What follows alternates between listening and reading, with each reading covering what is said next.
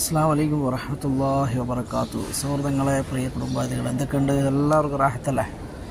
ഇന്ന് ഓഗസ്റ്റ് 17 പ്രഭാതം, സഫർ 13. അള്ളാഹുവിൻ്റെ മഹനീയമായ ഭവനം നമസ്കാരമൊക്കെ കഴിഞ്ഞ് ഇവിടെ ഇങ്ങനെ ഇരിക്കുകയാണ്.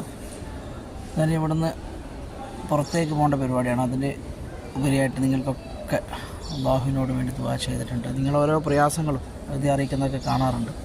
അള്ളാഹു അതിലൊക്കെ ശുഭകരമായിട്ടുള്ള നല്ല വാർത്തകൾ അള്ളാഹു എത്തിക്കട്ടെ.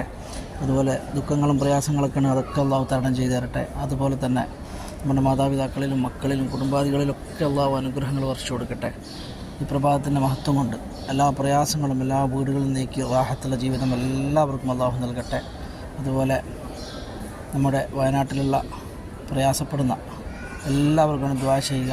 അവർക്ക് ക്ഷമയും സമാധാനം അള്ളാഹു കൊടുക്കട്ടെ എന്ന് പ്രത്യേകമായിട്ട് പരിശുദ്ധമായ ഹറമെന്ന് പ്രഭാതത്തിൽ ദുആ ചെയ്യുകയാണ്. നിങ്ങളെ കാമ്യം പറയുക. അസ്സലാമു അലൈക്കും.